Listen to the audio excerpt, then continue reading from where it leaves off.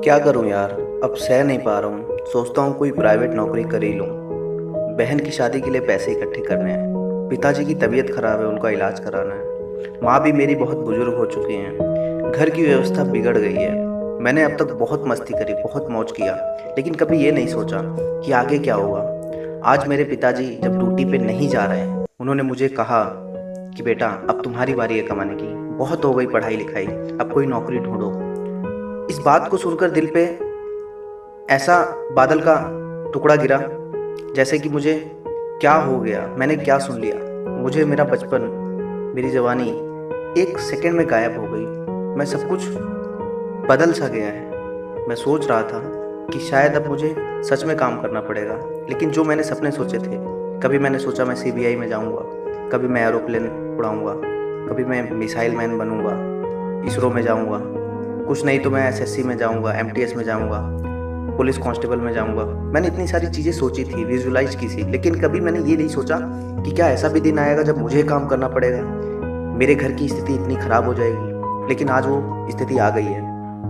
मैं सोच रहा हूँ, मैं समझ रहा हूँ कि अगर मैंने ये गलती नहीं की होती, अगर मैं आज तक पढ़ाई कर रहा होता, तो आज आने वाली भारत में सभी सरकारी नौकरी में किसी एक में मैं क्वालिफाई करता और सरकारी नौकरी लेकर अपनी ज़िंदगी को बदल लेता।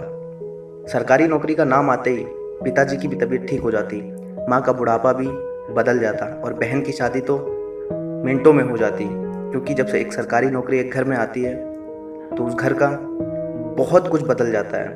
नज़रिया, पैसा, बैंक बैलेंस, सब कुछ बदल जाता है। तो मेरे दोस्त, ये चीज़ मैं तुम्हें समझा रहा हूँ कि कल जब तुम्हारे माँ बाप तुमसे कहेंगे कि बेटा, अब बहुत हुई पढ़ाई, अब कुछ काम करो, ये स्थिति आने से पहले ही तुम कोशिश करो, तुम लड़ो अपने आप से, कोशिश करो पढ़ने की, टारगेट बनाओ, सरकारी नौकरी के बारे में सोचो कि सरकारी नौकरी नहीं मिली तो मेरा क्या होगा, मेरी बहन की शादी कैसे होगी, मेरा घर कैसे बनेगा, मैं अपना घर कब खरीद पाऊंगा, अपनी गाड़ी कब ले पाऊंगा, मैं अपना लेवल, इकोनॉमी लेवल कब बढ़ाऊंगा। क्या ऐसे ही पैदा होके ऐसे ही मैं चला जाऊंगा? क्या मेरे माँ बाप भी ऐसे ही रहेंगे? कभी उनकी आंखों में मैं कोई खुशियाँ नहीं दे पाऊंगा? वो खुशियों का एक ही नज़रिया है कि तुम सरकारी नौकरी ले लो, क्योंकि एक विद्यार्थी के जीवन में यही एक बहुत बड़ी चीज़ है, उसको अपने जीवन में बदलाव लाने की। तो दोस्त, आज राखी है। राखी पे आप मस्ती मत करना, आप त्योहार मत बनाना, लेकिन इस राखी से, चाहे आपकी बहन है या आपकी बहन नहीं है, आप इस राखी पर्व पर अपने आप से किसी धागे को पकड़कर उससे प्रतिज्ञा लेना कि मैं डेली सुबह 5 बजे उठूंगा, मैं पढ़ूंगा।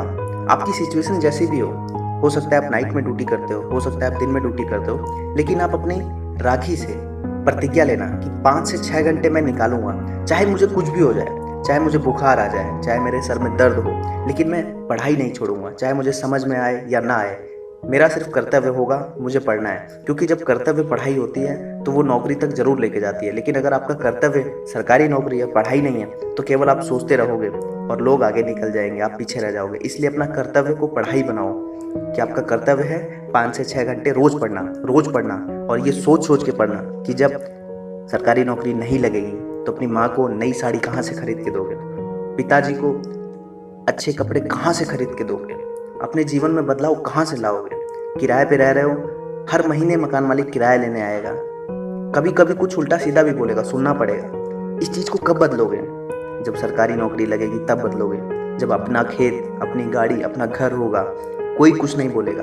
अपनी माँ को नई साड़ी, नए गहने पहनाओगे, तब कोई कुछ नहीं बोलेगा, बल्कि दुनिया कहेगी कि हाँ, लड़का हो तो इसके जैसा, लड़की हो तो इसके जैसी। पढ़ना शुरू कर दो। जय हिंद।